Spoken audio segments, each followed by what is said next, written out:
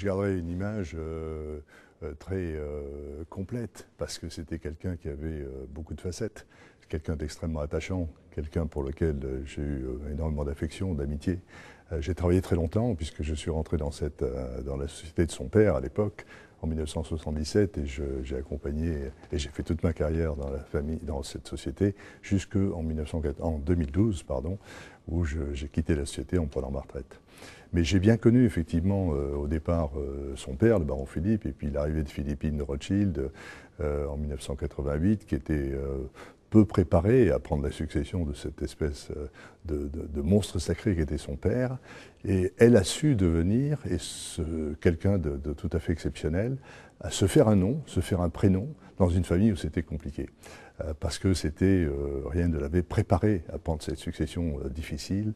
Et elle a fait appel d'ailleurs à l'aide de tout le monde et tous les gens qui, au sein de l'entreprise, travaillaient pour l'aider, l'accompagner et faire en sorte que ce soit un succès.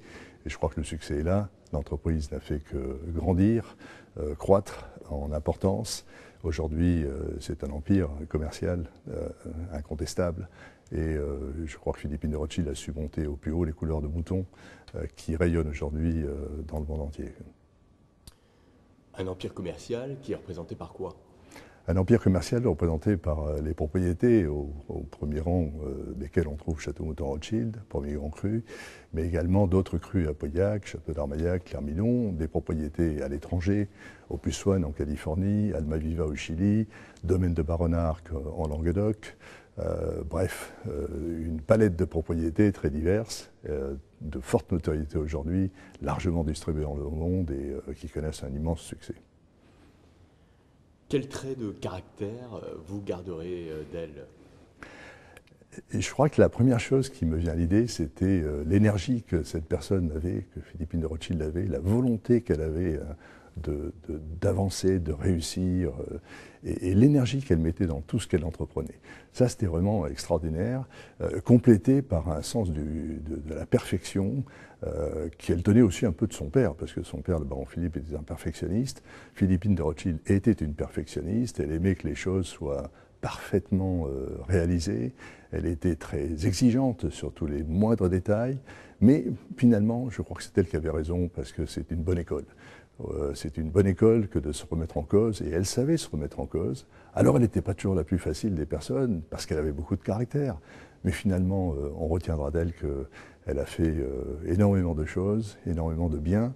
Elle pouvait être capable aussi de beaucoup de générosité localement. Elle était toujours très ouverte à toutes les sollicitations des associations locales, des associations sportives, etc. Et donc, elle était un peu la marraine d'un tas d'associations, et c'était vraiment sympathique. C'était un trait de caractère qui était très sympathique chez elle. Ce côté très généreux, très ouvert sur tout ce qui se passait. Son monde à elle, bien sûr, elle habitait Paris, mais son monde à elle, c'était celui de Mouton, celui de Pauillac. Aujourd'hui, qu'est-ce qu'elle laisse comme trace pour ses héritiers? Je pense qu'aujourd'hui, elle laisse une société en très bon état, un premier cru classé, Château Mouton Rothschild, qui est au zénith.